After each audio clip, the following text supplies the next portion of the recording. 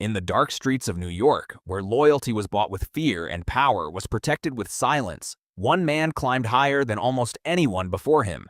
His name was Vito Genovese. He was a man who helped shape the modern American Mafia, a ruthless strategist who wanted to become the most powerful crime boss in the country. But there was one problem. The higher he climbed, the more enemies he created. And in the end, the man who wanted to control the entire mafia would discover that the greatest danger was not outside his organization. It was hiding among the people closest to him. Vito Genovese was born in Italy in 1897 and came to America as a young immigrant. Like thousands of others, he arrived chasing a better life. But instead of finding opportunity through ordinary work, Genovese entered the dangerous world of New York's underground. Growing up in Little Italy, he became surrounded by criminals, street gangs, and future mafia legends.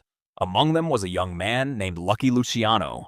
The two would become important figures during one of the biggest transformations in organized crime history.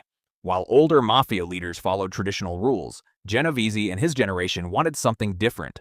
They wanted organization, they wanted business, they wanted power. And Vito Genovese quickly proved he was willing to do whatever it took to rise. Unlike some gangsters who loved attention, expensive clothes, and public fame, Genovese preferred shadows. He believed the most dangerous person in the room was often the quietest one. As the years passed, Genovese became one of the most influential figures in the American Mafia. But power always creates competition, and his biggest rival was another powerful figure, Frank Costello. The two men represented completely different styles of leadership. Costello was known as a political operator.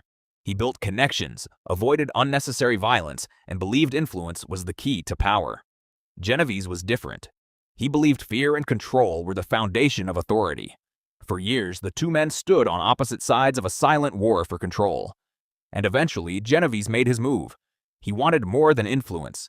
He wanted the ultimate title, the unofficial position known as Boss of Bosses.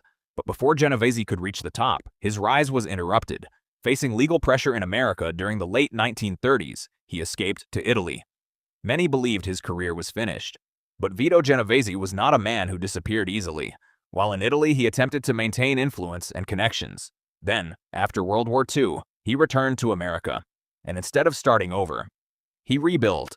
The man who had once been forced to run was now more ambitious than ever. He looked at the mafia world around him and believed one thing: the throne was waiting for him. But the pursuit of absolute power would soon create the event that changed organized crime forever. In 1957, some of the most powerful mafia figures in America gathered in Apalachin, New York. The purpose was to discuss important mafia business and strengthen alliances. But something went wrong. Local law enforcement became suspicious. Police arrived and discovered dozens of major organized crime figures gathered in one place. The meeting became a national scandal. For decades, many Americans believed the mafia was just a collection of small-time criminals. Apalachin changed that perception forever. The public suddenly saw evidence of a much larger organization.